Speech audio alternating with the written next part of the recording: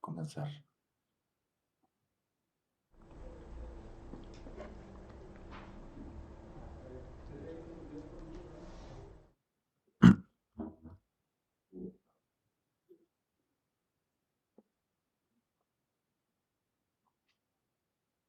Bueno, el tema de hoy es difracción de electrones o fundamentos de la difracción de electrones.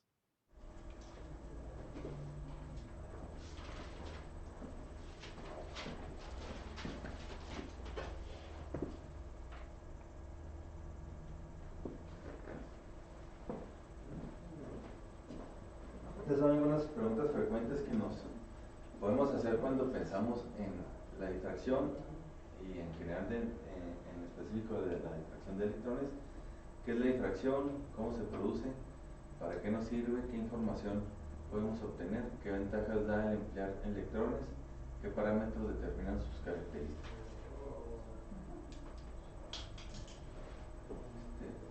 Bueno, ¿qué es la difracción? Esta es una definición muy para los físicos, ¿sí? Son cosas, básicamente todo lo que les voy a presentar el día de hoy es como conocimiento general. Este, no hay que aprenderse nada en memoria, pero es bueno que sepan que existen y si alguna vez necesitan entenderlo más en profundidad, pues ahí están los libros. Bueno, ¿qué es la difracción de electrones? Es la dispersión elástica coherente, entre paréntesis una superposición constructiva de unas de electrones generada por los átomos ordenados de un material cristalino. Bien fácil. Entonces, todo eso vamos a estarlo viendo casi que paso por paso. ¿Sí?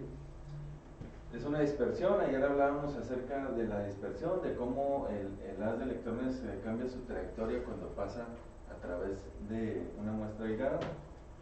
Es elástica, también dijimos que elástico significaba que no perdía energía. Es coherente, entre paréntesis le pongo superposición constructiva, es decir, la fase no cambia, se mantiene la misma fase del haz incidente al ser dispersado o difractado de un haz de electrones. Es generada por los átomos ordenados en un material cristalino. Bueno, entonces aquí necesitamos, según esta definición, necesitamos un material cristalino. Vamos a ver que no necesariamente se cumple siempre para los materiales cristalinos, sino también para los materiales amorfos o de bajo orden. Bueno, acá tenemos en este diagramita lo que es nuestro haz incidente, que ya saben que lo representamos así por estas flechas o por unas líneas que vienen viajando de arriba hacia abajo, y a ese haz incidente lo identificamos como una onda plana, y aquí normalmente por conveniencia le vamos a poner una K minúscula con un subíndice Z. La K0 va a ser el haz incidente antes de interaccionar con la muestra. ¿Sí? La muestra ya aquí está representada como una muestra cristalina, las bolitas están ordenadas y las bolitas representan a los átomos ordenados, perdón. Y estas líneas rojas y azules representan los haces dispersados, que como los decía ayer, estos haces al dispersarse en ciertos ángulos, que son ángulos muy pequeños, cumplen con lo necesario para ser llamados haces difractados. ¿Okay? Entonces vamos a tener una cantidad n de haces difractados. Aquí para el ejemplo nada más ponemos dos haces, el K1 y el K2. Bueno, ¿para qué nos sirve la difracción de electrones? Básicamente para hacer un patrón de difracción en una partícula o en algo de la muestra, en una parte de la muestra que estamos viendo. Si están familiarizados con la técnica de rayos X, rayos X es una técnica de difracción, ¿sí? Así como la técnica de los neutrones. Entonces, esas dos técnicas cumplen con todo lo mismo, las mismas reglas, pues, las mismas, los parámetros físicos de la difracción de electrones, pero ahí obtenemos información, perdón, de un bulto de materia, ¿sí? De un polvito en el caso de los rayos X, de una película, de una superficie sólida, y de un bulto muy grueso en el caso de los neutrones. Entonces, para el caso de la difracción de electrones, podemos obtener esa información de una zona puntual, ¿sí? Como este ejemplo de aquí, estamos viendo un patrón de difracciones, que es esa cosa negra con manchas blancas, ¿sí? De una zona muy puntual, de una sola partícula. Esa es una de las ventajas, o la ventaja que nos da hacer los patrones de difracción en el microscopio de transmisión. Bueno, ¿para qué podemos usar los patrones de difracción? Aparte de identificar las fases. Podemos usar los patrones de difracción para fijar las condiciones de imágenes para el contraste de difracción. Las últimas diapositivas que vamos a ver hoy tratan acerca de esto. Podemos usar también los patrones de difracción para orientar los cristales. Esto lo van a ver con Marco, acerca de los lo que se llaman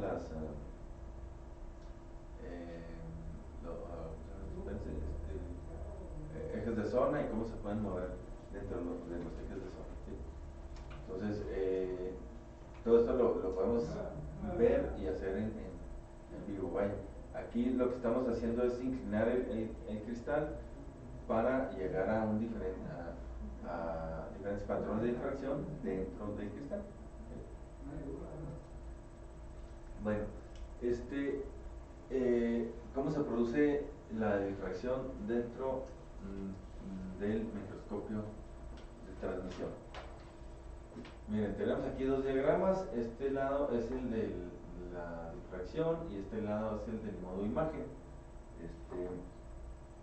Entonces, bueno, ¿se acuerdan ayer que les decía que cuando cambiamos los modos de operación le aplicamos un botoncito al microscopio? Entonces se cambia, podemos ir y venir del modo transmisión al modo STEM, al modo difracción, ¿sí? Y a otros modos que tienen por ahí los microscopios, ¿sí? La única ventaja de eso es que ir y venir de un modo a otro pues requiere que necesitamos darle una alineada al as. Bueno, entonces vamos normalmente el microscopio de alta resolución está en modo STEM y el microscopio Hitachi está en modo transmisión, así, normal. Entonces vamos a partir de que estamos en modo transmisión convencional. Esto sería una representación de cómo están, bueno, cómo es la trayectoria de los haces o de dos haces después de que pasan a través de la muestra.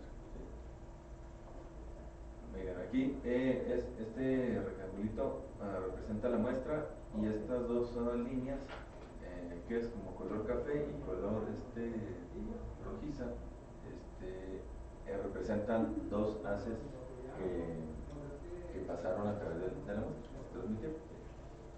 Esta línea gris que corre hasta acá representa el eje óptico del microscopio. ¿Okay? Entonces vamos a seguir las trayectorias de esos haces, ¿sí? Una vez que pasaron la muestra y que pasan a través de la lente objetiva. ¿Sí? Bueno, miren, vamos a ver primero esta línea gruesa, la café, pasa a través de la muestra, pasa por la lente objetiva cambia su trayectoria, cambia la trayectoria del haz, ¿sí? Olvídense de esto de la apertura todavía. Y aquí tenemos esta flechita que representa el plano imagen, ¿sí? O sea, suponemos que de este lado acá arriba tenemos una flechita que sería bueno, aquí sería la flechita, ¿no? Esto representa el plano imagen ambas. O sea, aquí deberíamos de tener una flechita dibujada. Okay. Entonces, miren, vamos a seguir esta línea café y coincide ahí, ¿no? Ahora vamos a seguir esta línea roja y esta línea roja coincide acá. Entonces, de esta línea café salen la azul y la verde. Entonces, la azul y la verde coinciden aquí. Entonces, ayer habíamos mencionado que el plano imagen se definía como el plano donde todos los haces que salen de un mismo punto convergen en ese punto. Entonces ahí es donde se forma la imagen y la imagen está rotada, ¿no? La flechita acá inicialmente estaría apuntando hacia este lado. Okay. Entonces también habíamos hablado del otro plano, ¿sí? Donde todos los haces que son paralelos convergen en ese plano. Entonces vamos a seguir este azul y converge aquí, y este morado que es paralelo al azul converge acá. Entonces el café y el rojizo convergen en este punto, y pues este color y el verde convergen acá en este punto. Entonces habíamos dicho que el plano donde los haces paralelos convergen es el plano, el back focal plane o el plano focal posterior, ¿sí? Y en este plano es donde se forma el patrón de difracción. ¿Okay? Bueno, entonces tenemos el patrón de difracción, tenemos el plano imagen, o tenemos la imagen, y luego tenemos las lentes proyectoras. Les dije, las lentes proyectoras pues se encargan de magnificar, y aparte de magnificar, de corregir la rotación de la imagen. Por eso cuando magnificamos el microscopio, hay veces que vemos que la imagen se mueve así un poquito, ¿sí? Es porque le falta un toquecito a una de las lentes para corregir esa rotación, pero realmente pues no, deberíamos de ver que no se mueve, ¿no? Que nomás se hace así para arriba o para abajo, se hace grandota, se hace chiquita sin girarse. Entonces eso hacen las lentes intermedias, y luego pues las lentes proyectoras ya nos llevan finalmente, les dan otra magnificación, una última magnificación, y lo proyectan en la pantalla, ¿sí? Entonces, ¿qué les quiero decir con esto? Que cada vez que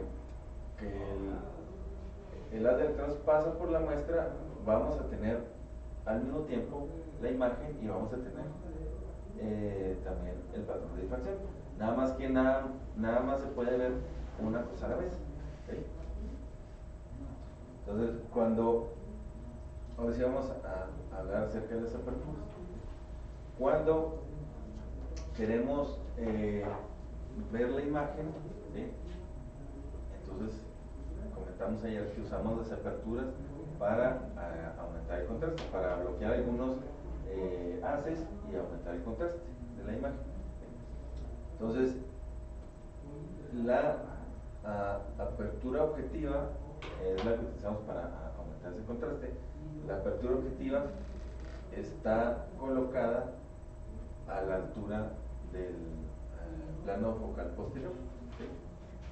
Entonces lo que vamos a hacer con la apertura objetiva es bloquear algunos de los haces, ¿sí? Y vamos a tener una imagen más con mayor contraste. Pero lo que quiero es que vean esto, ¿no? O sea, aquí está la imagen, el plano de imagen, y acá está la apertura objetiva, ¿sí? No están en el mismo plano. La apertura objetiva está en el plano focal posterior. Por el otro lado, la apertura de área selecta, que esa la utilizamos para seleccionar el área de donde queremos obtener nuestro patrón de difracción, por eso se llama de área selecta. La apertura de área selecta está colocada o situada a la altura del plano imagen, ¿sí? ¿Sí? Entonces, cuando estamos en modo transmisión, en modo de campo claro, en modo imagen, utilizamos la apertura objetiva, y la apertura objetiva se introduce en lo que es el plano focal posterior para bloquear algunos de los haces difractados. ¿Sí? Cada uno de estos haces donde están convergiendo aquí, estos puntos de convergencia, representa un haz difractado. ¿Sí? Y cuando estamos en modo difracción, utilizamos la apertura de área selecta en modo imagen para seleccionar el área en la imagen, de la imagen que queremos obtener nuestro patrón de difracción. Simple, pero complicado al revés, porque pues sí, nosotros quisiéramos que todo estuviera directamente relacionado. ¿Ok? Sí, sí. Vamos a cambiar los horarios para que no se vea como yo de botella que soy. Entonces, inteligencia a las 12 de la comida. Por lo tanto, vamos a cambiar el coffee a las 10:30 para que no sea a las 11 luego comer. Entonces, oriéntate la clase, cuando termines, mandas un mensaje y lo llama la gente. Bueno, sale. Las 12. Las 12. Ok, preguntas aquí, digo, sí, sí. Hay un plano que dijo, después del plano de imagen, y no alcancé a agarrar el nombre, donde dijo que se veía el patrón de difracción. Acá, el plano focal posterior. Ah, gracias. ¿Sí? Ahí es donde se forma el patrón de difracción.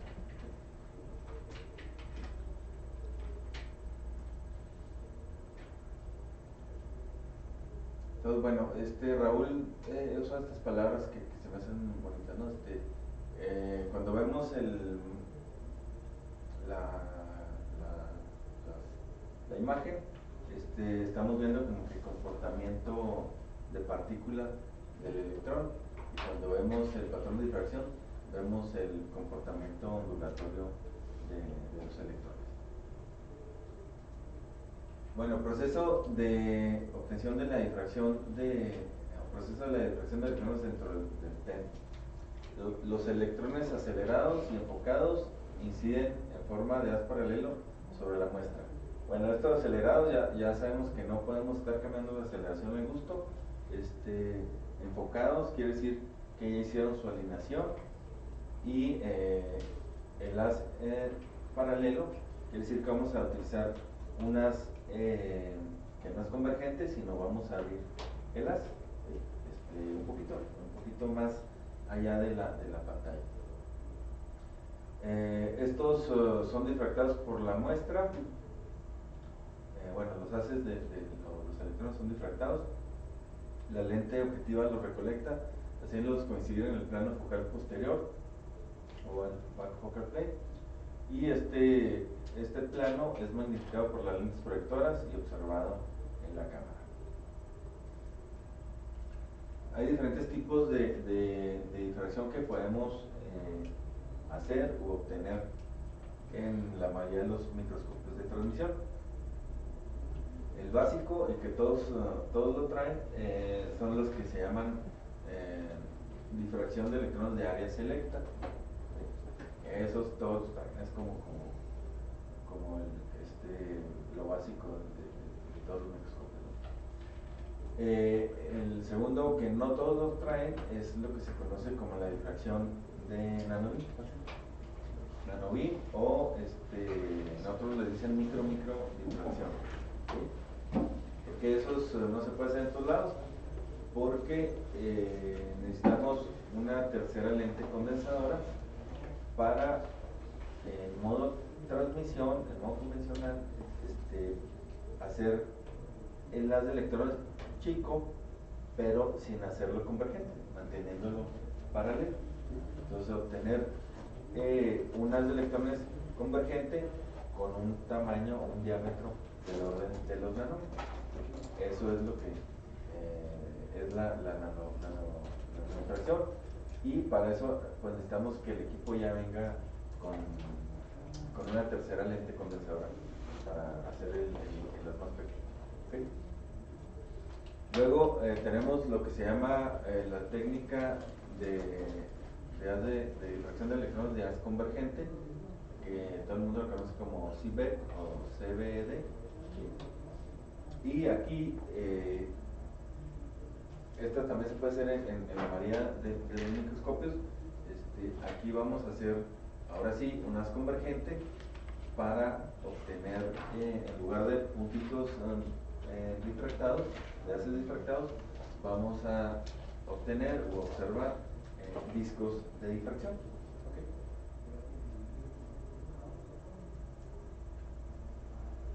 Bueno, estos son los tipos de patrones de difracción que comúnmente podemos observar a la hora de estar analizando muestras. Entonces vamos a empezar por el en medio, que es el más fácil. Cuando tenemos estos puntitos de alto contraste en un fondo negro, bueno, sabemos que son los patrones de difracción. Entonces cuando tenemos una colección de puntos que normalmente tienen cierta simetría o que tienen alguna simetría, bueno, puntos, ¿no? Puntos ahí individuales que pueden variar de intensidad uno del otro, pues sabemos que corresponde a un material monocristalino. Cuando tenemos un material policristalino, pues hagan de cuenta que a este patrón de difracción lo roto así, lo roto en esta dirección. Entonces todos estos haces pues van a producir un círculo, ¿sí? Como es el caso de esto, ¿no? Estos son anillos de difracción, ¿sí? Cada uno de estos anillos representa muchos haces difractados en una sola, de un solo plano, pero en todas direcciones. ¿Sí? Entonces, bueno, cuando vean estos anillos así, que son más o menos bien definidos, o sea, el límite de esos anillos está más o menos bien definido, pues tenemos un material policristalino. Y cuando los límites de esos anillos, ¿sí?, no están bien definidos, o dígase, son difusos, ¿sí?, pues es que tenemos un material amorfo. ¿Sí? A estos anillos les llamamos anillos de Debye. ¿Y esto no? Debye.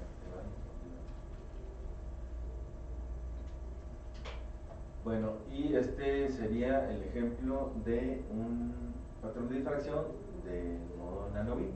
¿Sí? Este patrón de difracción, ¿sí?, nada más que está invertida el contraste. ¿Sí? Entonces aquí, estos son los haces difractados y todo lo blanco pues es lo negro en las otras imágenes. ¿Sí? Y esto de acá no es el patrón de difracción, esto es la imagen. ¿Sí? Nada más que está negra porque aquí no hay haz de electrones. El haz de electrones son estos circulitos concéntricos. ¿Sí? Y la difracción la está dando esta partícula, esta de acá. Esta partícula mide aproximadamente unos 5, 7, bueno, como 6 nanómetros, ¿no?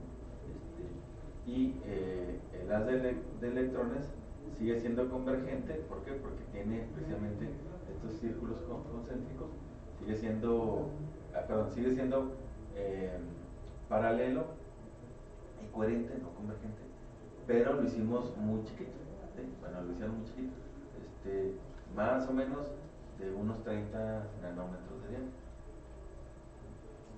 Entonces, de ahí sacan el patrón de difracción. Acuérdense que no podemos hacer las cosas a la vez. ¿Sí?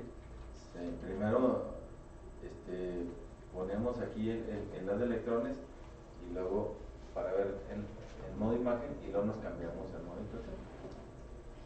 Entonces, no creo que hicieron esto al mismo tiempo. Esta técnica nos da mucha información, sobre todo cuando tenemos partículas individuales o aisladas, pues para ver cómo están, cómo es la microestructura de estas partículas, pero no es tan fácil de hacer o de llevar a cabo como la de ALSL. ¿Por qué? Porque se mueve mucho el láser, tiene mucha inestabilidad, ¿no? Se desplaza. Bueno, y este es el ejemplo de lo que es la técnica de haz convergente, el CIBET, ¿sí? Que les decía que en lugar de puntos tenemos discos, ¿sí? Discos de difracción, ¿sí? Entonces, todo lo que ven dentro de los discos, tanto en los discos de los haces difractados como en el haz directo, ¿sí? Estas rayas, estas rayitas, ¿sí? Estas franjas que se ven por aquí, se ve una franja clara, una franja oscura, ¿sí? La simetría que ven, bueno, estas líneas oscuras, si se fijan, tiene una cierta simetría. Toda esa información de este disco, los discos de cámara, nos va a dar, toda esa información en contraste nos va a dar mucha información acerca de la microestructura de nuestro material.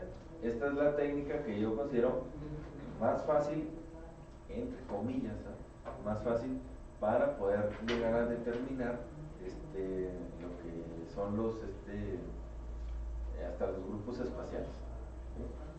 Ahorita vamos a ver muy rápido. Pero bueno, ¿qué desventajas tiene utilizar esta técnica? Uno, como es las convergente, entonces podemos dañar fácilmente al material. En lo que le mueven aquí, le mueven allá, y que sacan el patrón de difracción, ya se les evaporó la parte. ¿Sí? Segundo, no en todos los microscopios, aunque tengan la función, no en todos los microscopios se puede observar esta información. ¿Sí? Esta es un patrón de difracción que está ahí reportado en el libro. Normalmente en los microscopios de alta resolución los discos salen blancos, o sea, se difractan pero no tienen nada de información. Entonces unos discos blancos no nos sirven de nada para esta técnica. Normalmente estos depende mucho del tipo de pantalla en el que estén adquiriendo los patrones de difracción, y se hace que también tiene que ver con el tipo de cañón de electrón. O sea, cuando yo aprendí a hacer estas cosas, era un microscopio de transmisión de termoiónico, de tuxeno, entonces ahí sí salía. Ya cuando los quisimos hacer aquí en el de alta resolución, que es FEC, no salen blancos, no sé por qué. En el Hitachi nunca he intentado, habría que preguntarle a Raúl si se pueden hacer estos. Si se pueden hacer, créanme que sale mucha información, mucho más fácil de interpretar que los mismos patrones de difracción. ¿Okay? Bueno, en el libro de William Carter, en el capítulo de la parte final de difracción de electrones, que es el tomo 2, vienen como 3 o 4 capítulos dedicados a este tema, y el último capítulo vienen ahí todas las reglas y pasos para precisamente determinar a partir de medir y sacar ciertas cosas de por aquí, cómo llegar a sacar ¿qué es toda la simetría y hasta determinar el grupo puntual.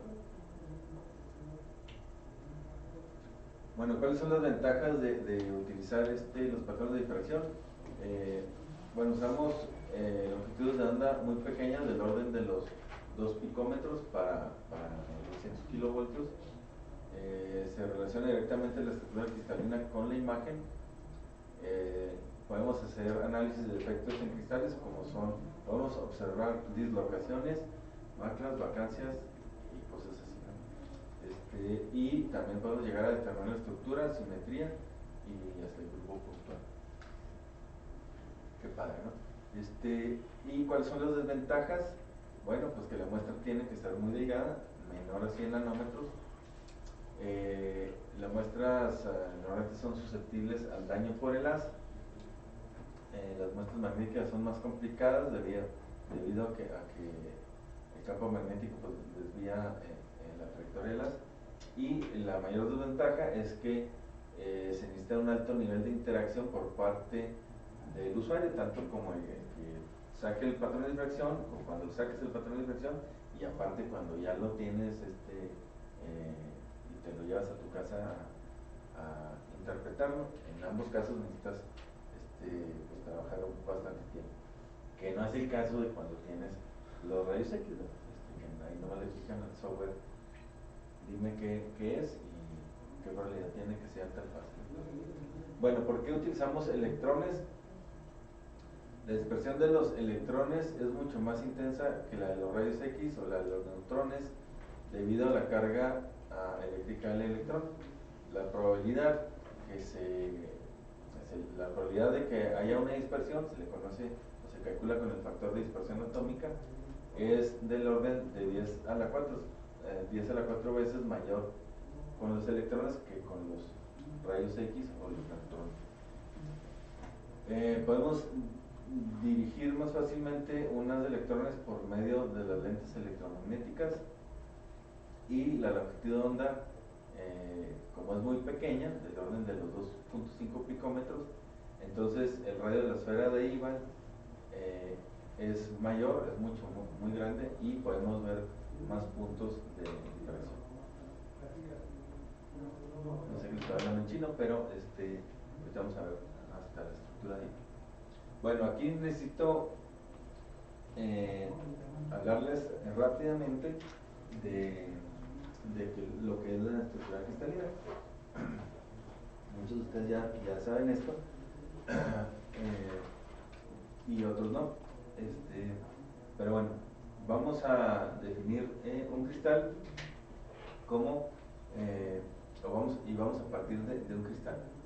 Un cristal ideal está constituido por la repetición infinita de grupos de átomos. Al grupo de átomos se le conoce como la base, ¿sí? En este caso aquí tendríamos dos átomos, uno más grande que el otro, mientras que al juego de puntos matemáticos se le conoce como la red. Entonces, si esta base la pongo en cada punto de la red no existe, ¿sí? La base sí. La repetición infinita en 3 dimensiones de la base en la red nos va a dar lo que es un cristal. Y bueno, pues este sería nuestro cristal, ¿no? Al menos en 2 dimensiones. Bueno, cuando ya tenemos un cristal, podemos obtener lo que se conoce como la celda unitaria. La celda unitaria es una celda primitiva definida por 3 ejes, cuando tenemos 3 dimensiones, en este caso son 2 dimensiones, la cual llenará el espacio por las repeticiones apropiadas de traslación del cristal. Y esta celda unitaria tiene un volumen mínimo de celda para 3 dimensiones dado por esta operación, ¿cómo se llama? Determinante de los 3 lados del cristal, ¿sí? Entonces, para este ejemplo, en 2 dimensiones, pudiéramos determinar cualquiera de estas 5 celdas unitarias, ¿sí? Y muchas otras que ustedes ahí se imaginen, ¿no? Pueden dibujar un rombo y también sería una celda unitaria.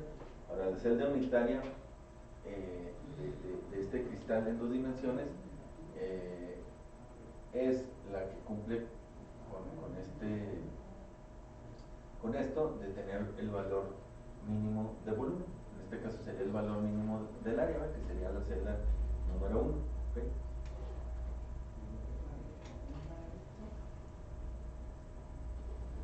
Bueno, esa celda unitaria igual, si la repetimos así, la desplazo para acá, pues aquí hay otra celda unitaria, la desplazo para acá hay otra celda unitaria, la desplazo hacia abajo, aquí hay otra celda unitaria. Entonces cumple con con representar al cristal en cualquier parte de que la mueva. Bueno, después de que tenemos la celda unitaria, pues siguen los sistemas cristalinos. Ahora sí, en 3 dimensiones, al aplicarle ciertas operaciones de simetría a la base cristalina, se obtienen los 7 sistemas cristalinos. La operación de simetría que se aplica es la operación de traslación. Entonces, cuando trasladamos un átomo o un punto de la red, lo trasladamos en todas direcciones, se obtienen nada más 7 formas en las que pueden encontrarse esos átomos, ¿no?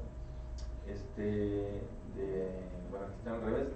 La cúbica es la más sencilla y con la que siempre representamos todo, al menos aquí en los ejemplos que les voy a dar. Y luego la tetragonal sigue en cuanto a complicación de la simetría, la ortorrómbica, la monoclínica, la hexagonal, la triclínica, la rombodélica. La más distorsionada de todo en cuanto a simetría, la menos simétrica vendría a ser la rombodélica y la más simétrica es la cúbica. Entonces son 7 sistemas cristalinos. Bien.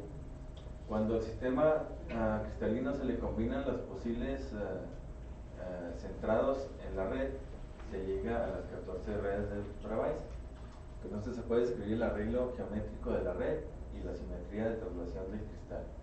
Existen 3 tipos de centrado: centrado en el cuerpo, centrado en las caras y centrado en las bases. Entonces ahora tenemos 7 y aplicándole lo del centrado aumenta a 14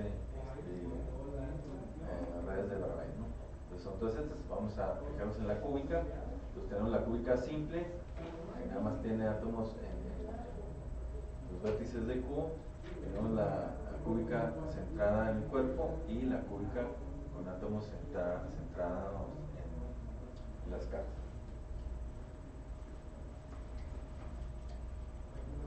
Bueno, sí, seguimos aplicando operaciones de simetría en grupo puntual y llegamos a los grupos puntuales. El grupo puntual de un cristal o clase cristalina es el grupo de operaciones de simetría que dejan al menos un punto sin mover, así como la apariencia del cristal permanece intacta. Las operaciones de simetría en los grupos puntuales son rotación, reflexión, inversión y rotación impropia. Entonces, al aplicar todas estas simetrías, operaciones de simetría, de las 14 redes de Bravais se llega a los 32 grupos puntuales. Que esos grupos puntuales pues están nombrados o identificados por estos numeritos, ¿sí? Entonces vamos a el cúbico, ¿sí? Entonces el cúbico es de los más fáciles. Por ejemplo, el 2,3 quiere decir que tiene 2 planos, una simetría 2 en una dirección y una simetría tipo 3 en otra dirección, ¿sí?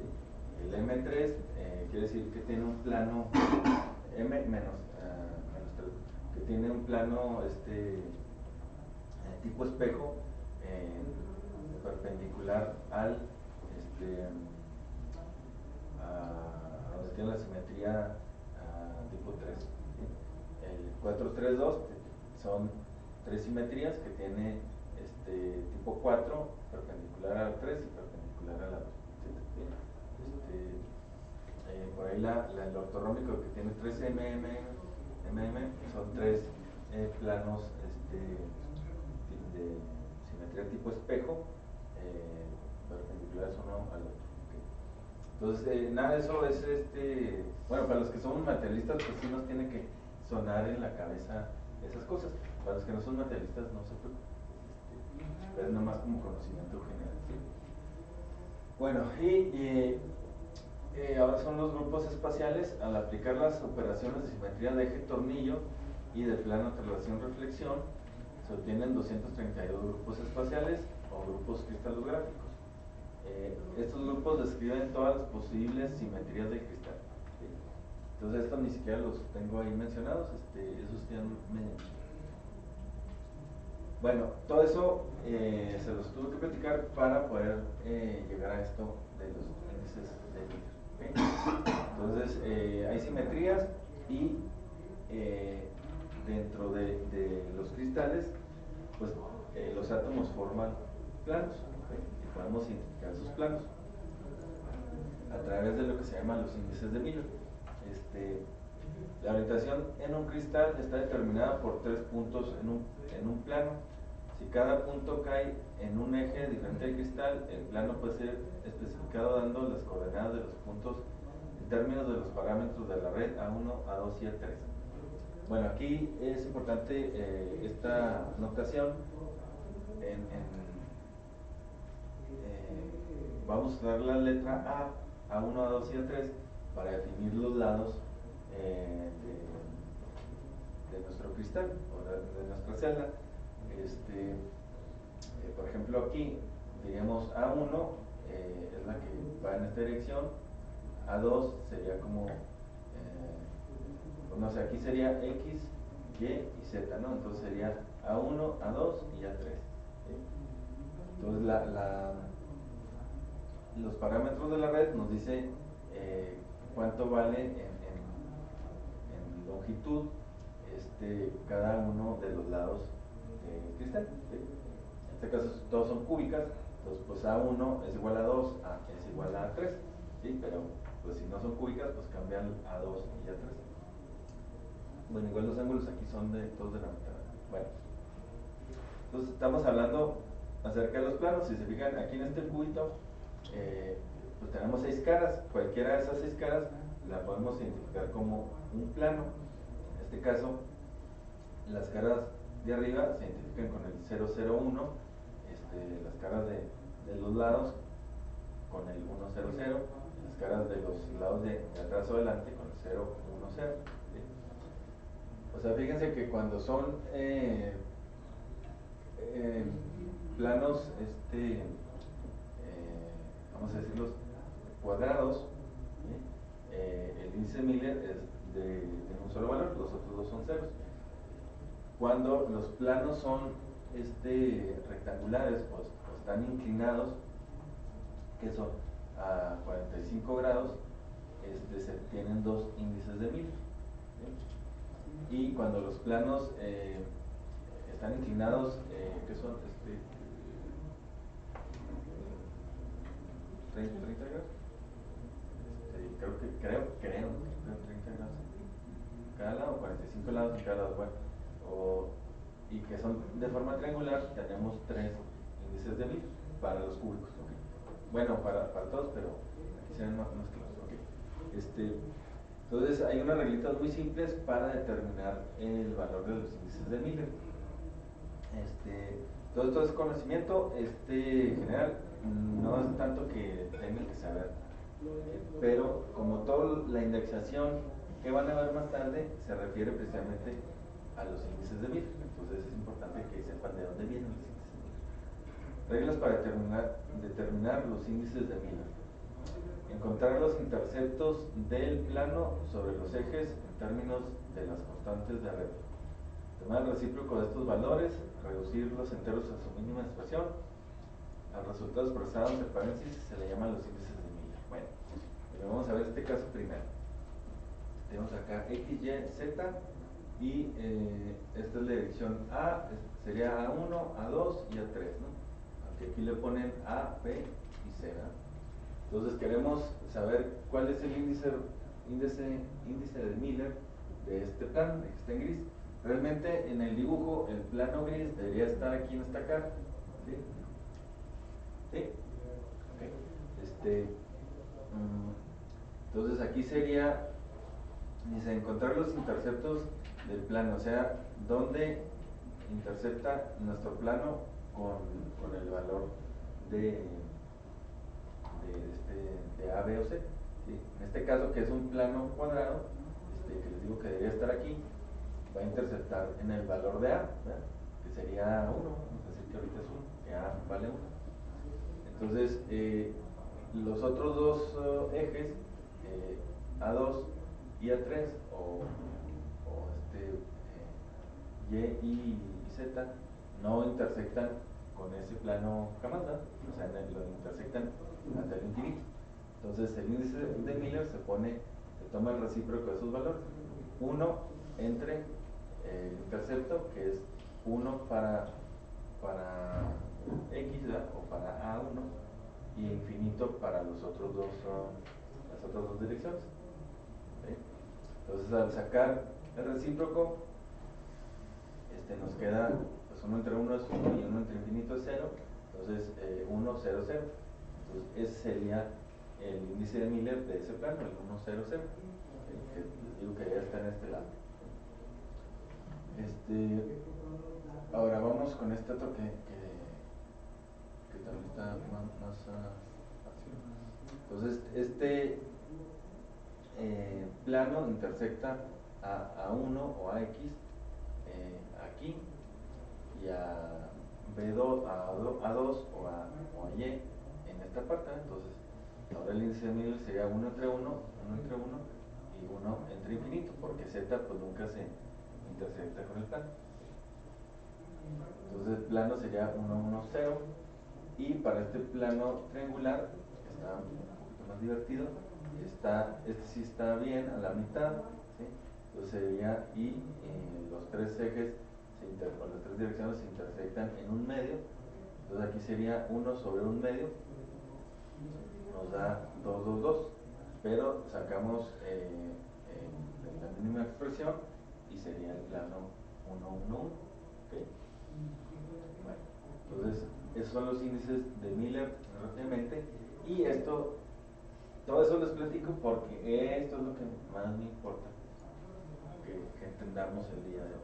Esto sí es la papa. Tenemos que hablar acerca de la red recíproca. La red recíproca de una red directa es la red representada por la transformada de Fourier de la función espacial de la red original. Está muy complicado. Para una red directa en tres dimensiones, definida por los vectores primitivos A1, A2 y A3, la red recíproca se define por tres vectores recíprocos definidos como B1, B2 y B3. Y cada uno de estos vectores se calcula con estas ecuacioncitas muy simples, que es el producto cruz entre el determinante o el volumen de la celda unitaria. ¿Okay? Entonces, miren, aquí en este diagrama tenemos estos tres ejes, X, Y, Z, ¿sí? Y por aquí tenemos dibujado este plano que está limitado pues por estas tres líneas color azul, ¿sí? Está definido por estas líneas azules. Ese es el plano HKL, un plano de índices de Miller HKL. Entonces, si nosotros le calculáramos el plano de la red recíproca, pues tenemos que usar aquí HKL, pues representa cada uno de los vectores en la dirección 1, 2 y 3, HKL. ¿Sí? Entonces, al resolver estas ecuacioncitas numéricamente, nos va a arrojar tres vectores unitarios, uno en la dirección X, otro en la dirección Y y otro en la dirección Z, o en la dirección HK. Entonces, con estos tres vectores vamos a obtener un solo punto, ¿sí? Que eso es a lo que quiero llegar. Entonces, tenemos un plano y tenemos una red recíproca que está representado por estos tres vectores que nos van a dar un punto. Entonces, la red recíproca es un punto en el espacio recíproco, ¿sí? La red, el plano es es un plano en la red real, en algo que sí existe, ¿sí? Los cristales sí existen, sí, y podemos sacar podemos poner ahí o dibujar planos, ¿sí? La red recíproca no existe en nuestra realidad, existe en nuestra mente, existe matemáticamente dentro del cristal, pero no existe como tal, ¿no? O sea, no la podemos tocar. Sí la podemos ver, pero no la podemos tocar. Y esa se obtiene precisamente con los valores de los índices de Miller y calculando esa red recíproca. Ahora, ¿qué características tiene esa red recíproca? Bueno, que ese punto que está aquí representado por n, ¿verdad? Ese punto es siempre perpendicular al al plano al plano de la red real que se calcula. Entonces no sé si lo alcancen a ver acá. Está aquí el triángulo y pues esta línea roja representa así como que es un vector perpendicular al origen y que es perpendicular al plano donde está el punto de la red. Bueno,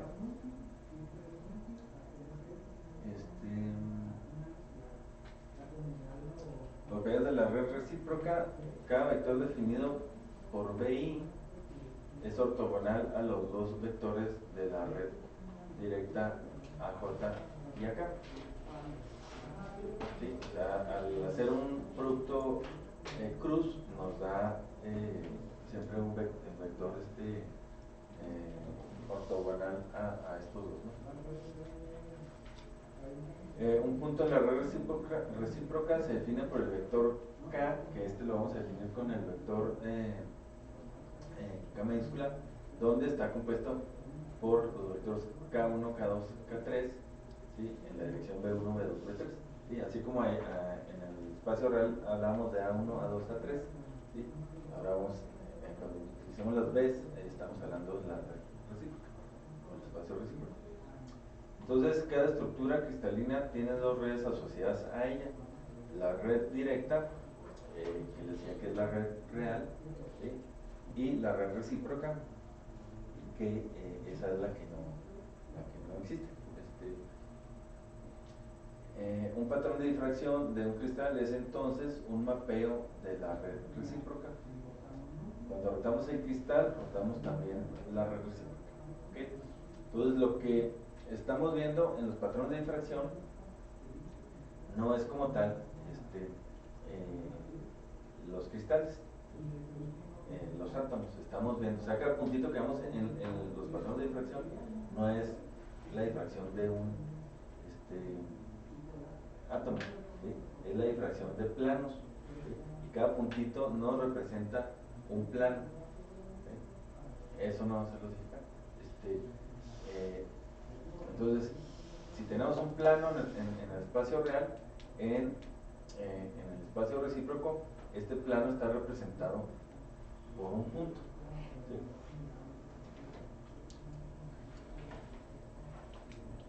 Entonces, bueno, también cuando cortamos el cristal, vamos a ver que se mueve la red recíproca.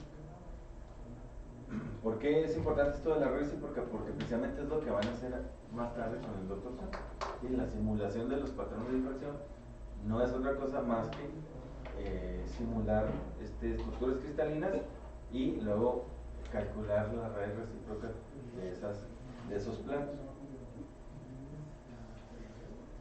Bueno, ahora vamos a hablar acerca de los factores de dispersión. ¿Por qué tengo que hablar de esto? Porque los factores de dispersión nos van a decir cuándo sí y cuándo no vamos a tener difracción. Tenemos dos factores de dispersión. El primero es el factor de dispersión atómico, y este factor nos va a decir qué tanto un átomo individual o los átomos individuales dispersan el haz de electrones. ¿Sí? Hay una función y hay tablas y se hacen cálculos y todo. nada de eso es importante, nada más saber que el átomo pues dispersa el haz de electrones por la nube electrónica per se del átomo y por la interacción de los electrones del haz con los núcleos de los átomos también, ¿sí?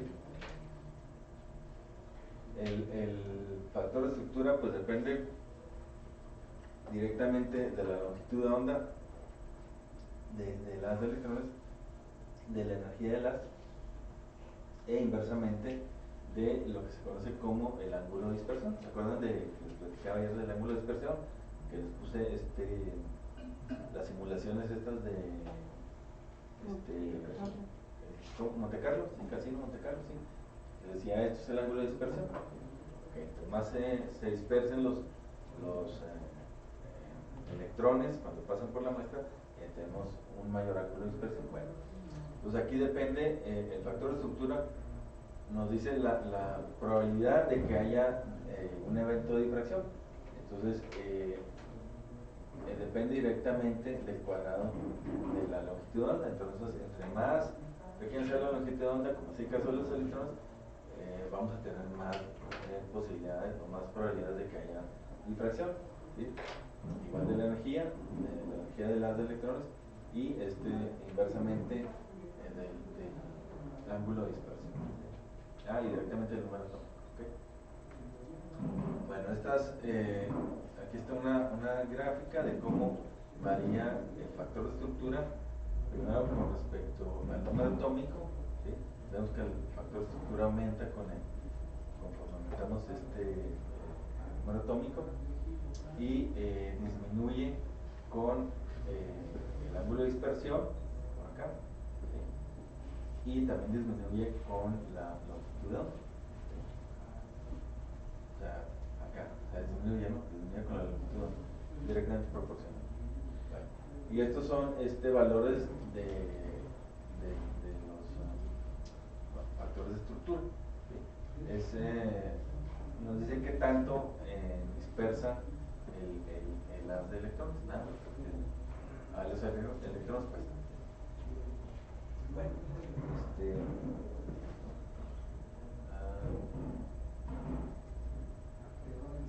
¿cómo se ve la dispersión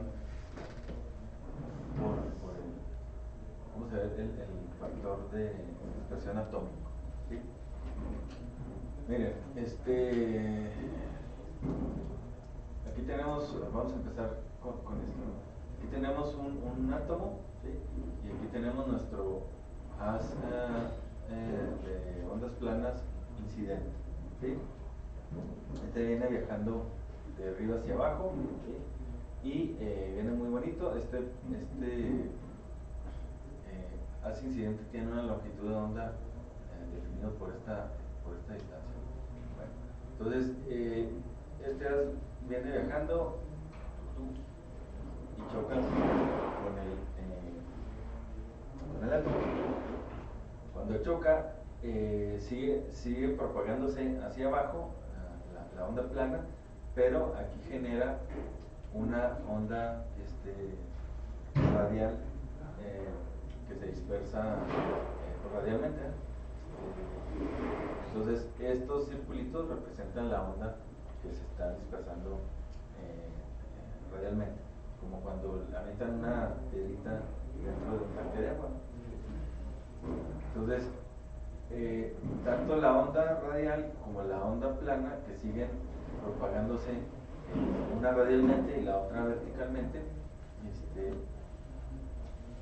van a viajar, ¿verdad? Van a viajar en el espacio, y donde esas dos ondas chocan, interaccionan, pues vamos a tener ocasiones donde va a haber interferencia constructiva o destructiva. En este caso, estamos marcando en color negro, ¿verdad? Para hacer notar que está habiendo una interferencia tipo constructiva. Entonces, la interferencia constructiva se refiere a que las fases de las dos ondas se suman, se sobreponen, ¿sí? Y vamos a tener una onda de mayor amplitud. Entonces, bueno, esto sería así como que el efecto de las del factor de dispersión atómica, ¿no? ¿Qué tanto nos va a dispersar estas ondas un solo átomo?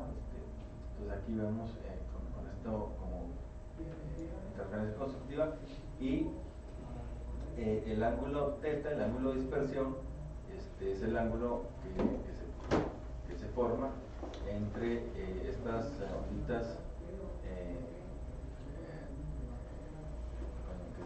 estas onditas, así les dicen pues onditas, y en la diferencia entre la trayectoria de esas ondas que se dispersan en esta dirección y pues, el centro de la dispersión. ¿Okay? Miren, y estas son un par de simulaciones que hice por ahí de cómo se ve esa dispersión. Por aquí está un puntito que representa el átomo. Acá tenemos la onda plana que viene viajando en esta dirección y por acá alcanzamos a ver la onda radial que se fue dispersando y por aquí se ve la interacción de estas ondas, de las dos ondas, ¿no? La radial y la plana. Entonces, por aquí marqué con estas dos flechas el ángulo de dispersión. Aquí lo que hice fue disminuir la longitud de onda, hacerla mucho más pequeña y vemos cómo el ángulo de dispersión, aquí se alcanza a ver un poquito mejor como estas líneas de por acá, ¿sí lo ven? ¿Sí? Entonces son así como que haces que se van retando pues o dispersando, ¿no? En diferentes ángulos. Aquí tenemos un ángulo más pequeño de dispersión, que en este caso cuando disminuimos la longitud de onda. Bueno, ejemplo de eso del factor de estructura. ¿Cómo afecta un solo átomo en la dirección o la dispersión de las ondas? Ahora, el segundo factor es el factor de estructura. Este factor, y en forma análoga, el factor de estructura F de θ es una medida de la amplitud dispersada por una celda unitaria en una estructura cristalina. Debido al acomodo periódico de los átomos en un cristal y a que estos átomos pueden dispersar la radiación, la interferencia de ondas dispersadas desde diferentes átomos puede causar la formación de un patrón distinto de interferencias constructivas y destructivas. Entonces, este es el patrón de difracción producido por el cristal. Entonces, este factor es lo más importante, que sí deben de guardar en su mente. ¿Sí? El factor de estructura es se trata de cómo los planos, ¿sí? O el conjunto de átomos en un cristal, dígase por los planos, van a dispersar a las de electrones o la energía, ¿no? O la radiación. Entonces, el factor de estructura nos va a decir realmente cuándo sí va a haber difracción y cuándo no va a haber difracción.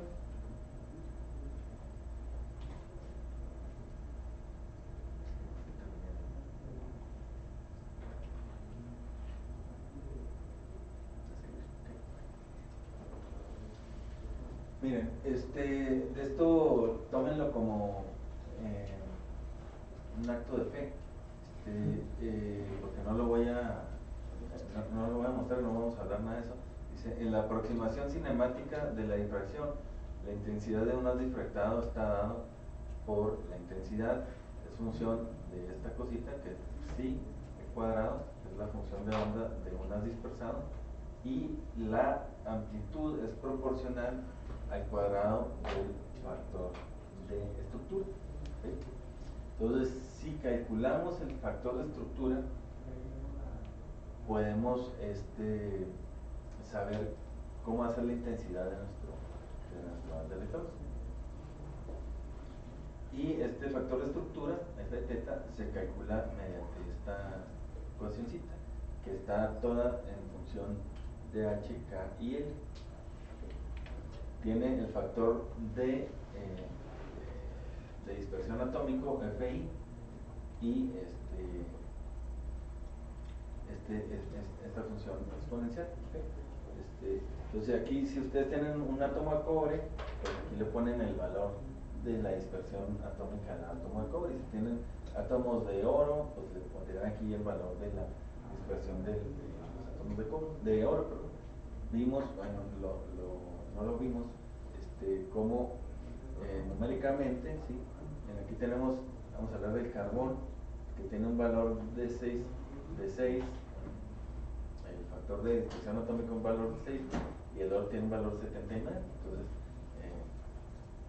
pues obviamente esto aumenta o disminuye al factor de bueno.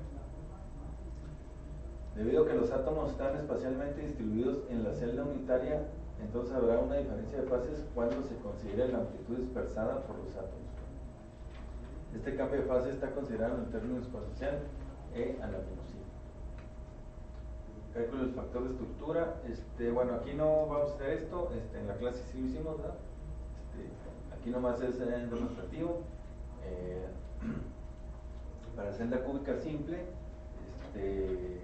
empezamos aquí con los, pues diciendo que el vector unitario es el A1, se calcula el volumen, se hacen ahí unos cálculos, calculamos la red recíproca de la cúbica simple, que nos da que también es una cúbica simple, pero ¿cómo se llama? Del lado son uno sobre A. Y luego se calcula el factor de estructura y se llega o sea, aplicamos la ecuación del factor de estructura y llegamos a una ecuacióncita de este tipo, donde depende, el factor de estructura es función del factor de dispersión atómico y de los valores de los índices de Miller. Entonces, para una celda cúbica, vamos a darle valores a los índices de Miller. Aquí está esta tablita HKL. Entonces damos valores 1, 0, 0, 1, 1, 0, 1, 1, 1, 2, 0, 0. Entonces calculamos, sustituimos estos valores de 1, 0, 0 aquí y calculamos el factor de estructura. Entonces nos da que el factor de estructura es 1, 1, 1, 1. Entonces para la celda cúbica simple, donde todos los átomos son iguales, todos los planos difractarán y con la misma intensidad. Entonces en las celdas cúbicas, cuando ustedes tengan un material de una celda cúbica simple, pues van a poder ver todos los planos, en la difracción, todos los planos. Ahora, si es una celda cúbica como con dos átomos, como podría ser cloruro de sodio, si mal no recuerdo es cúbico, entonces tendrían que ser dos, uno para el cloro y otro para el sodio. Bueno, ahora una cúbica centrada en el cuerpo, este sería su vector unitario y esta sería la ecuacióncita para calcular el factor de estructura. De igual manera, cuando le damos valor de HK y L, ahora vemos que el factor de estructura ya no todos los planos diferentes, ahora tenemos ceros y 2, ¿sí? Entonces el factor de estructura para la cúbica central en el cuerpo es 2 veces el factor atómico para cuando HK y L son par, o sea, la sumatoria de HKL es igual a par, y es 0 cuando la sumatoria de HK y L es impar. Aquí es impar cuando es 1, 1 más 1, 2, es par. Entonces, ¿qué nos quiere decir esto? Que, por ejemplo, para esta celda vamos a tener planos que van a difractar, como como el 110, el 200 y otros planos que no van a difractar, ¿sí? Como el 100 y el 111. ¿Sí? También por otro lado, esto es algo que vemos en los rayos X, pero lo podemos interpretar aquí. Dice, debido a que el factor atómico disminuye al aumentar los índices de Miller, entonces la difracción más intensa para un material BCC será aquella con los índices de Miller 110. ¿Dónde está? 110. O sea, este plano es el que veríamos con mayor intensidad en nuestro plano. Más intenso que los otros, o sea, más brillante en el patrón de difracción. Para la celda cúbica central en las caras, la cosa es un poquito más larga, y ahora tenemos también algo así, ¿no? O sea, no todos los planos difractan para todas las celdas, ¿no? Entonces esto es básicamente lo que hace el programa que van a utilizar más tarde. Entre otras muchas cosas que hace el programa, ¿no? Pero esto aplica este razonamiento. Entonces con esto quiero que se les quede eso. No todos los planos difractan, no todos los planos de las estructuras cristalinas, sean las que sean, no todos difractan. ¿Por qué no todos difractan? Bueno, porque los factores, el factor de estructura nos dice cuáles planos sí son los que van a dar difracción y cuáles planos no nos van a dar difracción. Bueno.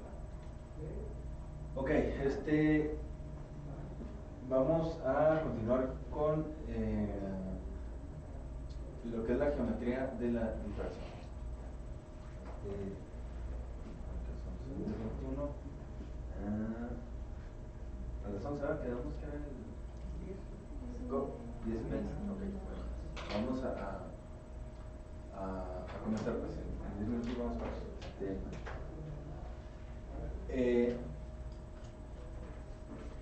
esto es la geometría de la difracción, es en la explicación de cómo difractan las cosas, ¿no? Vamos a empezar con la ley de Bragg. Aquí está Bragg Senior, y él y su hijo se ganaron el premio Nobel por la publicación de esto, ¿no? Considérese un haz de electrones que llega al cristal con un cierto ángulo respecto a algún plano. Podemos descomponer el cristal en una serie de planos. Imaginemos que estos planos actúan como espejos donde los electrones son reflejados. Diferentes tipos de interacciones pueden ocurrir. Bragg fue el primero en estudiar las ondas dispersadas por un cristal. Entonces, cuando pensamos en la ley de Bragg, hay que pensar en que los planos cristalinos están así como uno encima de otro, y que funcionan como espejos que reflejan la luz, ¿no? Donde la radiación incidente pues viene viajando en esta dirección y en el plano va a cambiar su dirección, va a dispersarse y en algunos casos va a difractarse. Este es el diagrama que mejor explica lo de la ley de Bragg, ¿sí? Miren, entonces tenemos aquí dos planos que están separados una distancia d, que es la distancia interplanar, ¿sí? Y tenemos dos ondas que vienen viajando, una onda plana con dos haces, pues, esta en color rojo y esta en color azul. Entonces esas dos ondas vienen parejas, ¿verdad? Aquí, las dos flechitas quiere decir que son planos, ¿verdad? Que vienen a la misma longitud de onda, con la misma frecuencia. Entonces esta onda roja va a llegar y va a dispersarse, reflejarse en el plano, ¿sí? Este plano de arriba, y va pues a salir del plano, ¿no? Cuando esta onda, la roja llegó aquí, la onda azul apenas va por acá, todavía no se dispersa, ¿no? Todavía no choca con el plano. Entonces, esta onda sale y esta onda apenas va llegando acá a la superficie del plano. Y luego pues ya sale y esta onda pues ya avanzó más. Y para cuando esta onda ya va aquí en este punto, esta onda ya le ganó pues un cacho más todavía. Bueno, entonces a partir de esto dibujamos estos dos triángulos rectángulos. Bueno, dividimos, ponemos esta línea aquí, dibujamos este triángulo en estos puntos, ¿no? Donde empieza la onda, ¿sí? Y donde va saliendo la onda de abajo. Le ponemos el ángulo θ y hacemos esta ecuación z muy simple. Entonces mira, la diferencia en la trayectoria de las ondas 1 y 2 es estas líneas, ¿no? AB más BC, ¿sí? Nos va a dar que es igual a 2 veces la distancia por el seno de θ, ¿sí? Que es básicamente esta distancia, ¿no? El seno de θ sería AB y el otro seno de θ sería BC. Entonces, nada más es decir, esta distancia es igual a 2 veces el seno del ángulo θ.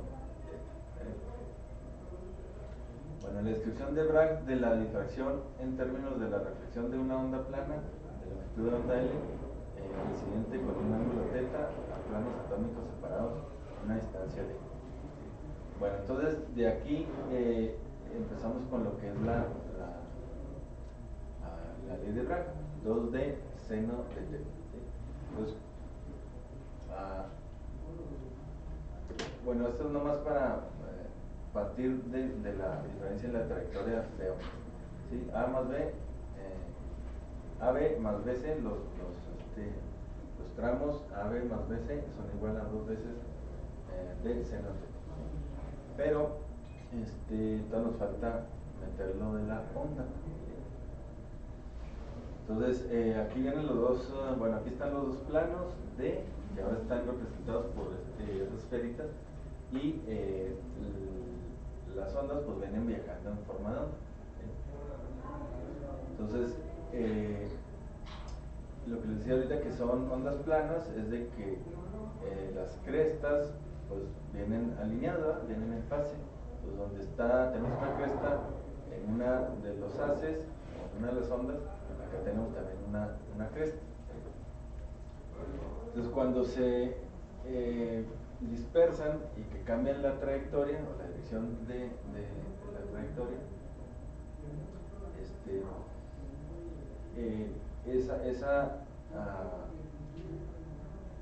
esa coherencia, esas fases se tienen que mantener para que pueda haber interferencia constructiva. Para tener interferencia constructiva se tiene que cumplir que n, bueno, n tiene que ser un número entero de lambda, ¿no? De la longitud. ¿Sí? Entonces, esta diferencia de fase, esta diferencia de trayectoria tiene que darnos siempre un número entero, de tal forma que no haya diferencia de fase en las ondas. ¿Okay? Aquí es cuando vamos a tener interferencia constructiva, cuando estas dos ondas, la amplitud de estas dos ondas se suma, se sobrepone y vamos a tener una mayor amplitud. ¿Okay? En el caso de la interferencia destructiva es cuando el ángulo de la dispersión no es tal, ¿verdad? No cumple con la regla de que al salir de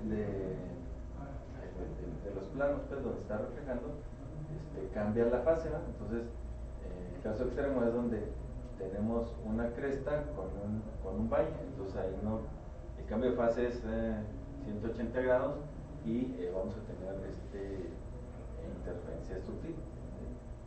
Entonces, bueno, algo así se da lo que es la ley de Bragg, ¿no?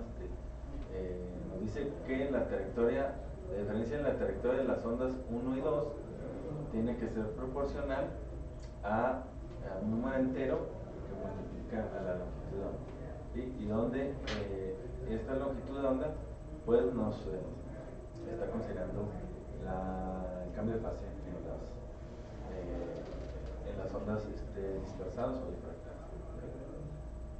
Entonces esta es una cuestioncita que 2 de seno teta es igual a alfa o n alfa, n no, no es lambda. Bueno, entonces eso es como lo explicó más o menos Bragg. Y luego vienen lo que son las ecuaciones de la Wing. Ese señor pues también explicó lo que es la ley de Bragg, pero él metió utilizó el espacio recíproco. Y mira, aquí tampoco es la idea de hacer toda esa demostración, pero con vectorcitos, ¿sí? Llega a lo mismo que con las onditas y con el dibujo que les mostré ahorita, ¿sí? Demuestra que con vectores K incidente es K y K difractado es KD, ¿sí? Podemos llegar también a lo que es la ley de Bragg, ¿okay? Pero lo que es más importante de todo esto de la WIG es que para poder llegar a esto, él introduce esta igualdad donde dice que K mayúscula, que es el vector difractado en el espacio recíproco, es igual a G, que es un vector de larga recíproca. Entonces, ¿qué quiere decir esto? Más allá de la cuestión matemática, quiere decir que para tener difracción, para que se cumpla esta ecuación, el haz difractado tiene que tocar a un punto de la red recíproca. K es igual a G. Si no lo toca, no va a haber difracción, no se va a cumplir la ley de Bragg. Bueno, aprendes eso de acá igual. Y luego viene lo que es la esfera de Ivan. Vamos al coffee break y ahorita regresamos en unos 15 minutos y ya seguimos con lo de la esfera de Ivan.